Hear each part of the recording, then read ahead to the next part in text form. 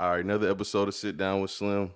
I got a guest in here, man. Former athlete turned rapper turned Teacher. teacher. Like me and my wife, we're two totally different. You can ask my family. We're two totally different people. If you look at her friends and you look at my friends and her friends act totally different. I want to talk to you about But that too, because I but just had an interesting conversation this morning, and I was like, you know what? The person I'm doing the podcast with this morning is actually married, so I'm gonna ask him. So, bro, this is my question. First off, how long y'all been married? we got married October.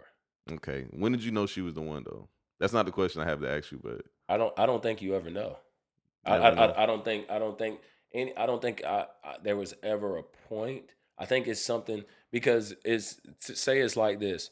If you give your if you're dating somebody and you give her roses and you give her candy and then that's it and you say, "Oh, she doesn't love me. I gave her roses and candy." That doesn't make any sense, right? Hmm.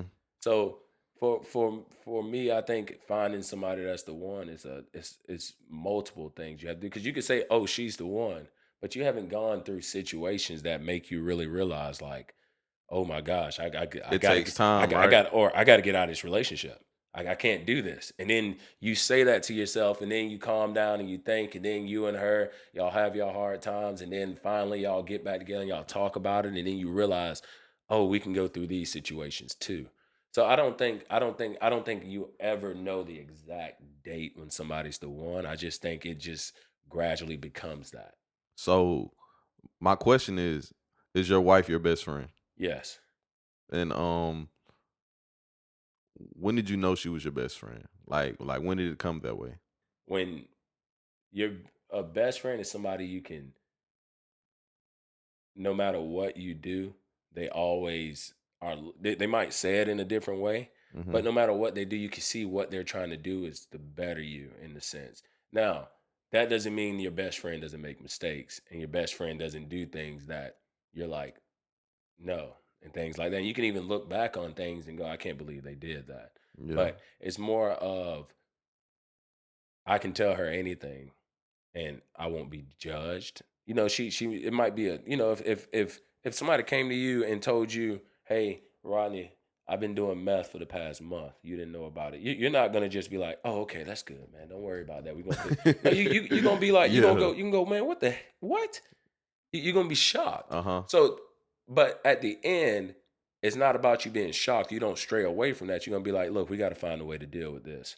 We got to find, and that's what happens. We console in each other. We don't look, and that's what we don't look to win. I think that's the most important thing. You don't look to win in situations that are See, important. bro, I asked the question because my friend he he called me this morning. He basically told me that him and his girlfriend got into this discussion, and she told him that she thinks it's weird that he would much rather talk to someone like me instead of talk to her. And she was like, "I'm supposed to be your best friend, not him." Then he was like, "Well, me and Slim have common interests. Me and you, we just don't." And then I guess that was her first time realizing that, like, when she talks to him about things, sometimes he doesn't really listen because he's not interested. And she said that's weird that you would have a guy be your best friend and not your girl. I think how long have they been dating? Maybe 8 years, 7, 8 years. I mean, I'm not. I think all relationships are different. I Yeah. truly do, but I'm more of the point if you can't like if there's things that you can't discuss with your wife, then I don't. That's a tough thing. That's like I don't see how that can make it. Hmm. Like or if I don't think you and your wife have to be best friends. Like to be honest with you, if I lived in Atlanta and Marco lived in Atlanta with me and Jazz is in Atlanta with her friends, I think there's multiple conversations that Jazz. I think what made us become closer is that we were excuse me, we were living in areas that we were far away from family and far away from friends. Hmm. So it made us have to be with each other more. And I think that's what made it more in depth. I don't think everything that I did, I would just tell Marco. I think Jazz is my first go to, but there are some situations that I call Marco about because me and Marco have that decision that I have to make seems like more of a decision that I would want Marco to tell me. Yeah.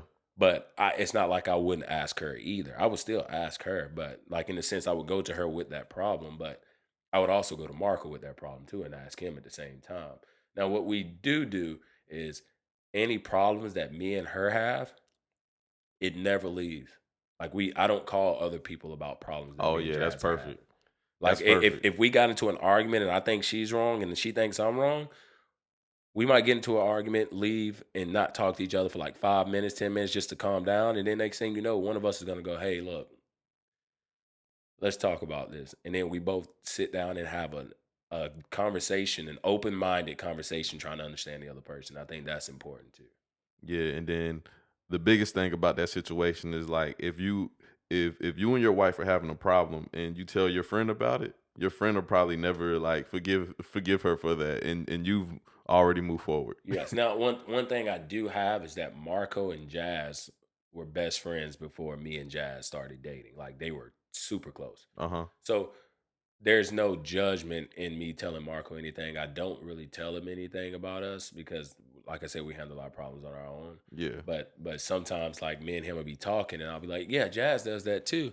And there's no thing because you really don't judge your best friend in the sense you might go like, "Oh, I can't believe they did that," but it's not a judgment that hangs on.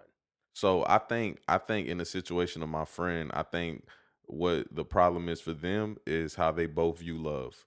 And I told him that this morning. I was like, I think it's for a lot of females, I'm not going to say all, but for a lot of women, they view love as like real stereotypical, like Disney Channel, like Princess Jasmine and Aladdin. You know what I'm saying? That's Hmm. how they view love. And someone like him and me also, we view love totally different. Like love isn't something that's just in the heart for us. Love is one of those things that like is in the mind also. Like I can love someone, but that doesn't mean that's the person for me, Yeah. and they don't understand that. They think like, no, love is one of those things that's just blind and it can make you stupid and you have to be willing to fight for that love. If love makes me stupid, I'm giving up.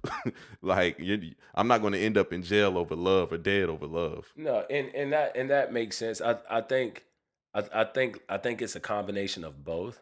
I Hmm. think I think you have to be no matter who you're talking to, no matter who you're dating. I think you have to be smart about it.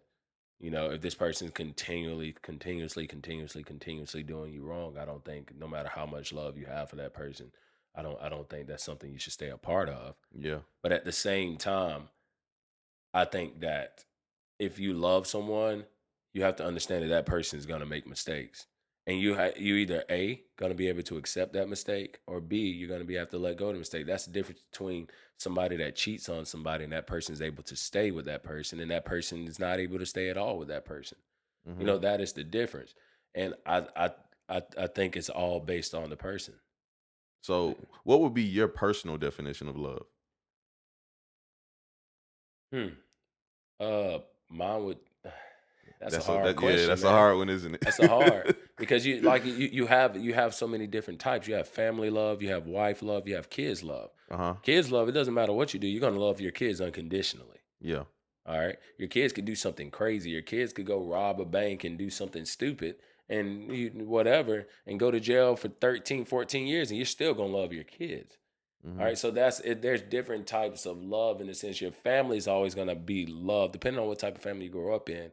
Your family is most likely going to be that love that never leaves, no matter what. That love that's always there, no matter how many days you go without talking to somebody in your family. You see them in Kroger or see them at a cookout, it's like y'all never stopped, like y'all Yeah. didn't miss a beat. And then you have the love for your wife, who is who is that person that just you have to see, you want to see, and like you can't like if I go somewhere for like 7 days or 6 days, I start feeling like homesick in a little bit because I haven't seen my wife in a minute, and I don't think everybody feels that way, but I think that's a good feeling for me. I mean, I don't think you should be able to go somewhere 15, 20, 10 days and not have that sense of missing the person that you chose to spend the rest of your life with. And that's how I feel about it. Like I can go about 5, 6 days, but then I will start being like, dang, I gotta get home and see my wife. Yeah, I know what you mean.